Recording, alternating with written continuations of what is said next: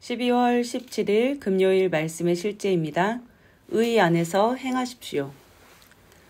우리가 원수의 손에서 건지심을 받고 종신토록 주의 앞에서 성결과 의로 두려움이 없이 섬기게 하리라 하셨도다. 어떤 그리스도인은 그들의 삶에서 하나님의 영광을 나타내고 싶어 하지만 의롭게 살지 못합니다. 그러나 기독교는 의로 부름받았습니다.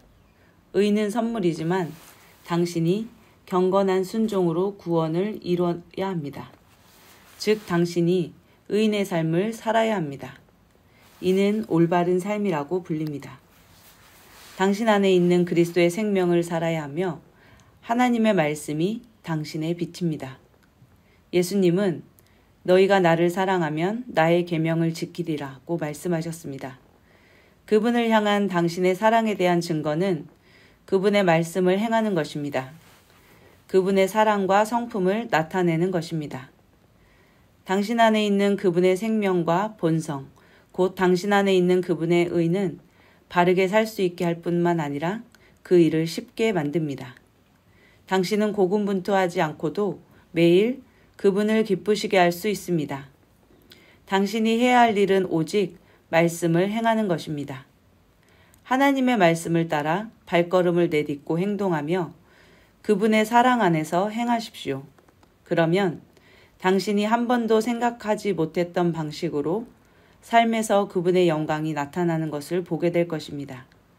그리스도인의 삶은 날마다 영광스러운 삶입니다. 당신의 일방적인 결정, 대화, 다른 사람들과의 관계 등과 같은 단순한 일에서도 그분의 의를 행하는 것입니다. 당신은 주님을 위해 의롭게 살도록 자유 안으로 부름받았습니다. 성경은 말합니다. 죄가 너희를 주장하지 못하리니. 당신은 사랑과 의의 본성을 가지고 있으며 죄와 상관없이 살 수 있습니다. 성경이 그가 우리를 흑암의 권세에서 건져내사 그의 사랑의 아들의 나라로 옮기셨으니 라고 말하고 있기 때문입니다.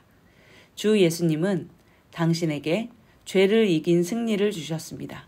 그러므로 의 안에서 행하십시오. 아멘. 우리는 하나님의 의를 받았습니다.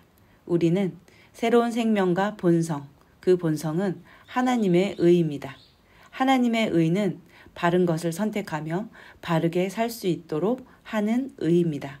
우리는 항상 하나님의 말씀을 선택하고 의 안에서 행함으로 하나님의 영광의 의를 이 땅 가운데 드러내는 자들입니다. 참고 성경 구절입니다. 베드로전서 2장 9절 말씀입니다. 그러나 너희는 선정된 세대요 왕가의 제사장들이요 거룩한 민족이요 특별한 백성이니 이것은 너희를 어둠에서 불러내어 자신의 놀라운 빛으로 들어가게 하신 분에 대한 찬양을 너희가 전하게 하려 하심이라. 아멘.